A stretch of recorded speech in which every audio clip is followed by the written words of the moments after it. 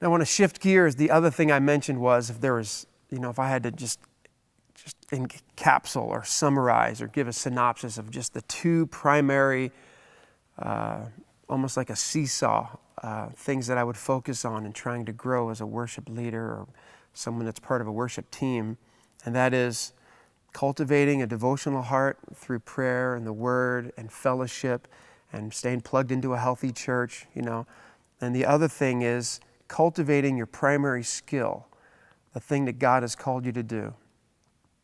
It says in 1 Chronicles that all the musicians were trained and skilled in music for the Lord.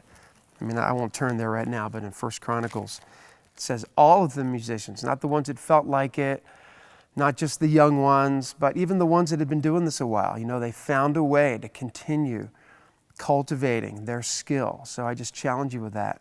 Psalm 33:3, play skillfully. It says, sing a new song to the Lord. Play skillfully and shout for joy.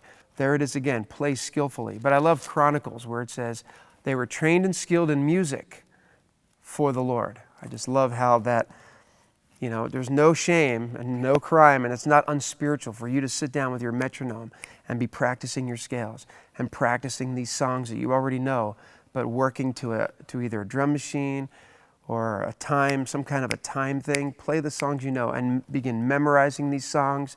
Get them off of the songbook into your heart. So again, make a commitment to be trained and skilled in music for the Lord. I love that at the end. It just says, we yield that. So cultivating your primary thing, whatever that is, guitar playing, singing, being a drummer, bass player, whatever your particular thing is, cultivating. So it's like a seesaw. There's some people that have such a beautiful heart for the Lord, but they never practice their instrument. And so they come out and you just I so appreciate that person. And yet, man, they just can't make those chord changes and it becomes a distraction. And then you have other people that are just super talented, fragilistic just super amazingly talented, but they never spend any time in the Word and there's no kind of prayerful thing. And it's like they're up there skillfully kind of getting through the songs, but there's something that I'm not getting from their spirit. I'm not connecting, and I'm, without trying to be judgmental or judging people, you just kind of go, wow, really talented. So again, it's this almost seesaw of cultivating your heart, cultivating your skill. Just quick story. Back in the day, before I was even born again, I was in club bands in my high school years, and we used to play, weddings and clubs, and we had to memorize, 50, 60 songs in certain keys. And so if someone came up and said, hey, do you guys know Ain't Too Proud to Beg? And we'd be like, yes, yeah, sure. Ready, guys? Key of C. Ain't Too Proud to Beg. 1, 2, boom, boom. I know you want to leave me. I refuse to let you go. And it was like you had to just memorize this stuff. And a lot of our choruses, they could be memorized. They're pretty simple. They're 4 or 5 chords many times. So get them off the page, get them in your heart, make it a discipline to practice that. The other thing is just making a commitment to what your primary skill is. When I was part of a band, I just remember it was kind of all for one for all. Man, my first year of marriage, even after I was born again, first year of marriage, my wife was working during the day and I was playing like these dinner clubs at night, playing top 40 and oldies.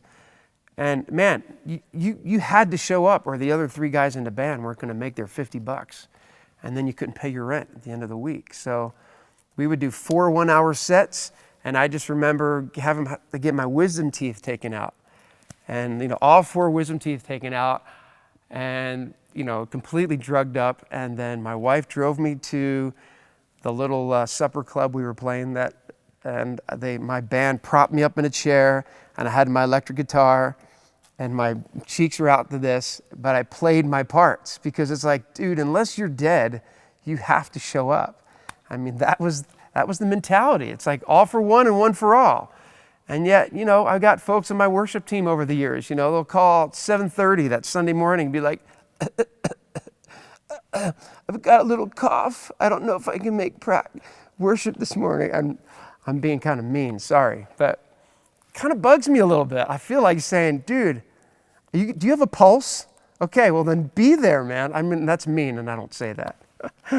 But like in my head, I just compare it to the world, man. The world, they're pretty serious about excellence and practicing and committing, making a commitment to their own personal improvement as well as commitment to a band and a team.